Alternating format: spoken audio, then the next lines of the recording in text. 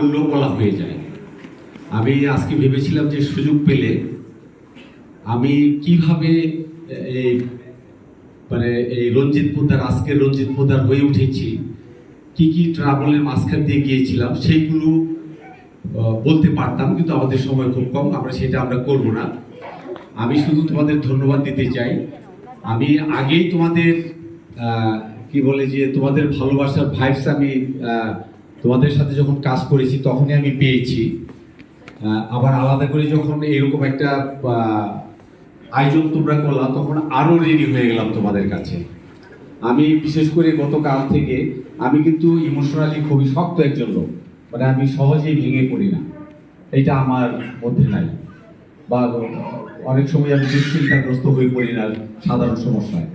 কিন্তু যেটা হয়েছে কালকে রাতে, যখন ভোর রাত্রের দিকে যখন এই ছেলেমেয়েরা পোস্ট দিয়ে যে সারা রাত ধরে তারা এই সাজাতে কাজ করেছে, অডিটোরিয়ামে কাজ করেছে, এগুলো দেখে এবং তাদের যে ভালোবাসার কথা প্রকাশ করেছে, যে কেউ বলেছে যে আমি কি বলে কোনোদিন এত সারা রাত জেগে আমি কোনো কাজ করিনি, কিন্তু শুধু স্যারকে ভালোবাসি বলে সারা রাত জেগে কাজ করেছি এবং কাজ শেষ করে এসেছি।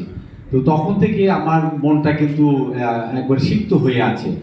আমি ভাবছিলাম যে কখন তার আউটব্রাস্ট হয়, এবং সেই জন্য আমি সচেতনভাবে আমি চেষ্টা করছিলাম যে এমন কথা বলবো না যেটা হলে পরে নিজের কন্ট্রোল আর নিজের কাছে থাকবে না। আমি এমন কথা বলবো না, এমন আচরণ করবো না, সেটা করার চেষ্টা আমি করেছি।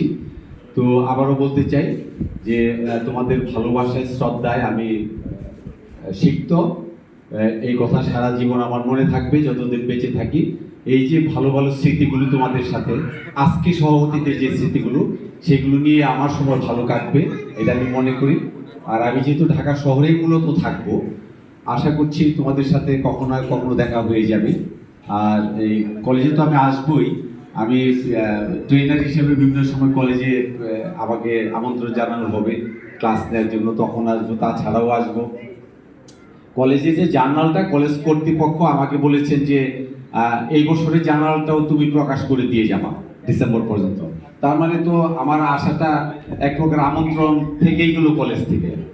তাছাড়া এই বছরে যারা এমএডি থিসিস করছে 3-4 জন আছেন, তাদের তো একটা মাত্র পরীক্ষা শেষ হয়েছে, সেকেন্ড সেমিস্টার পরীক্ষা শেষ হওয়া, ফাইনাল হওয়া, থিসিস কমপ্লিট করা, এই কাজগুলো তো শুরু আমি করেছি, তো আমাকে শেষ করে যেতে হবে।